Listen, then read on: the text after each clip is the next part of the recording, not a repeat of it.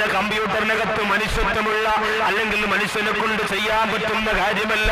അതുകൊണ്ട് പൊന്നാര നബിതങ്ങൾ സാധാരണ മനുഷ്യനല്ല എന്ന് സ്ഥിരീകരിക്കുന്നതിന് പകരം റസൂലുള്ള സാധാരണ മനുഷ്യനാണെന്ന് പറഞ്ഞ് കൊട്ടിയൊഴിച്ചുകൊണ്ട് നടക്കുന്ന പ്രിയപ്പെട്ട സഹോദരങ്ങള്, വിഷയത്തിൽ നിന്ന് ഞാൻ മാറുന്നില്ല.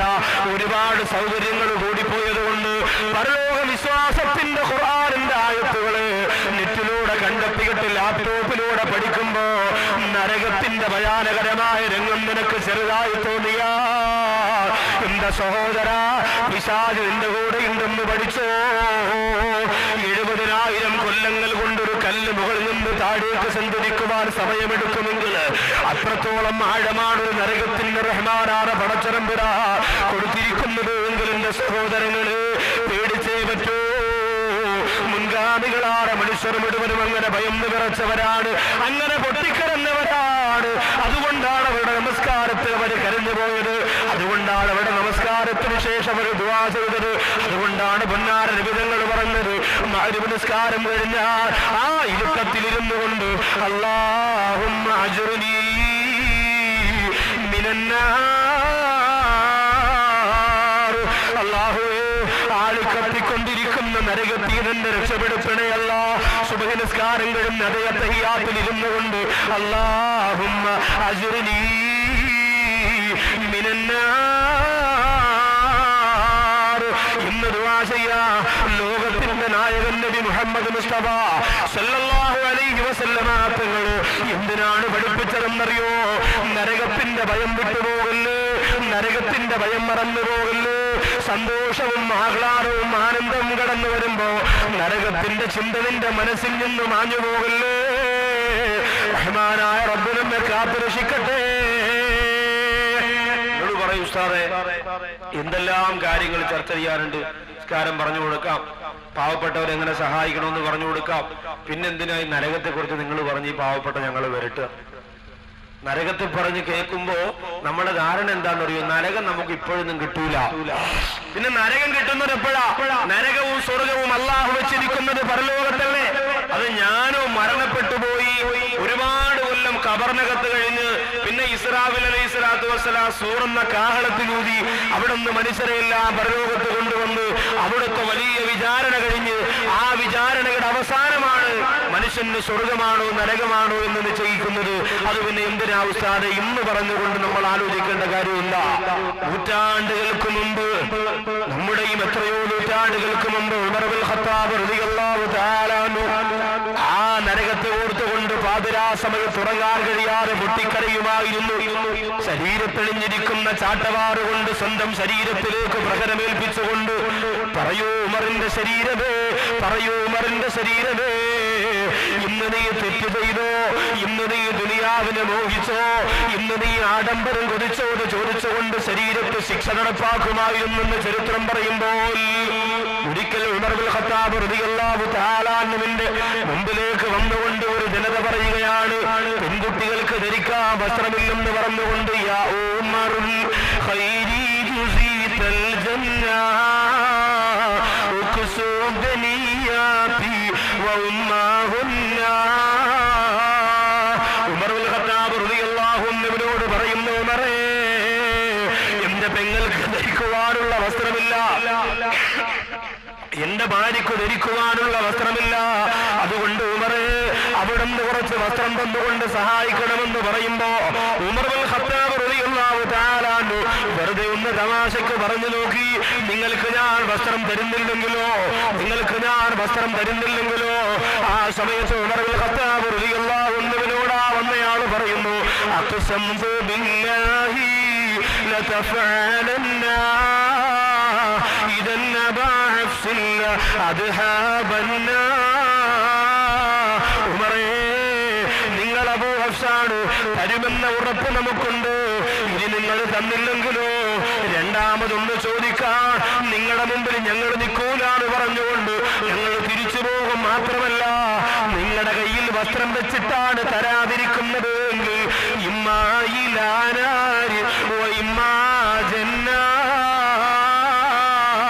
ഒന്നെങ്കിൽ അല്ലാഹു നിങ്ങളെ നാളെ പരലോകത്ത് ഇതിന്റെ പേരിൽ ഒരുപക്ഷെ നിങ്ങൾക്ക് നരകം തന്നേക്കാമെന്ന് പറഞ്ഞപ്പോ മക്കാ മണൽപ്പരികളെ കെടുകിടാതെ ഉറപ്പിച്ചു കളഞ്ഞ മക്കയുടെ പർവ്വതങ്ങൾ പോലും വിറച്ചു തുള്ളിപ്പോയ ഉമർ ഇബ്നുൽ ഖത്താബ് റളിയല്ലാഹു തആല അൻഹുവിന്റെ ആഗമനം കണ്ടിട്ടാണെങ്കിൽ ആ നേതാവായ സയ്യിദുനാ ഉമർ ഇബ്നുൽ ഖത്താബ് റളിയല്ലാഹു തആല അൻഹു പറയുകയാണ്, പൊട്ടിക്കരഞ്ഞുകൊണ്ട് ഒരു കൊച്ചുകുട്ടിയെ പോലെ നിലവിളിച്ചുകൊണ്ട് ഇറങ്ങി വന്നിട്ട് ആ പാവപ്പെട്ട സഹോദരനെ വാരിപ്പുണർന്നുകൊണ്ട് പറയുകയാണ്, നിന്റെ നാവ് കൊണ്ട് എനിക്ക് നരകമാണെന്ന് പറയല്ലേ, നിന്റെ നാവ് കൊണ്ട് എനിക്ക് നരകമാണെന്ന് പറയല്ലേ.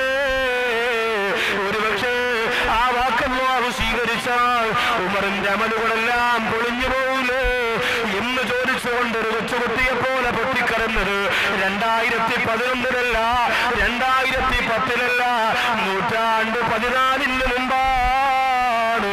എന്നാൽ ഈ കാലഘട്ടത്തിൽ ജീവിച്ചിരിക്കുന്ന ഞാനും നിങ്ങൾ അല്ലാഹുവെ ഓർക്കാൻ നേരമില്ലാതെ പള്ളിയുടെ മുമ്പിലൂടെ മടപ്പ് കെട്ട് ദുനിയാവിന്റെ കാര്യത്തിന് വേണ്ടി പരക്കം പായുമ്പോ, അല്ലാഹുവിന്റെ പള്ളിവരാരത്തിൽ നിന്ന് ബാങ്ക് മുഴങ്ങുമ്പോ, വീടിന്റെ അകത്തിരുന്നുകൊണ്ട് റിയാലിറ്റി ഷോയുടെ പ്രിയപ്പെട്ട നീ ഇഷ്ടപ്പെടുന്ന ഗായകർക്ക് വേണ്ടിയിട്ട് മെസ്സേജേക്കാൾ ഉളുപ്പില്ലാത്ത മുസ്ലിമേ അള്ളാന്റെ പള്ളിയിൽ നിന്ന് ബാങ്ക് കേട്ടുകൊണ്ടിരിക്കുമ്പോ തുണ പറന്നുകൊണ്ട് സ്വറ പറന്നുകൊണ്ട് സംസാരിച്ചുകൊണ്ട് പൊട്ടിച്ചിരിച്ചുകൊണ്ട് കടകമ്പോളത്തിനകത്ത് സമയം കളയുന്ന മോനെ, 2011-ല് എത്ര തവണ നിനക്ക് കരയാ കഴിഞ്ഞിട്ടുണ്ട് മോനെ.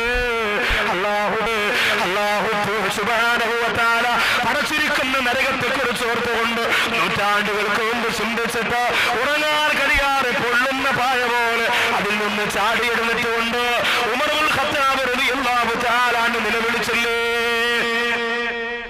ഇന്ന് നമ്മളോ, നമുക്കിന്ന് പേര് തീരെയില്ല. പഴയ കാലത്തൊക്കെ നമ്മൾ ആലോചിക്കണം, എന്തോ ഒരു ഭയമായിരുന്നു. പള്ളി എന്ന് പറഞ്ഞാൽ, ബാങ്ക് എന്ന് പറഞ്ഞാൽ, വഅ്ളെന്ന് പറഞ്ഞാൽ, ഖുർആൻ എന്ന് പറഞ്ഞാൽ അതിനൊരു പ്രത്യേകമായ ഖൗഫും ഒരു ആദരവും നമ്മൾ കൊടുത്തിരുന്നു.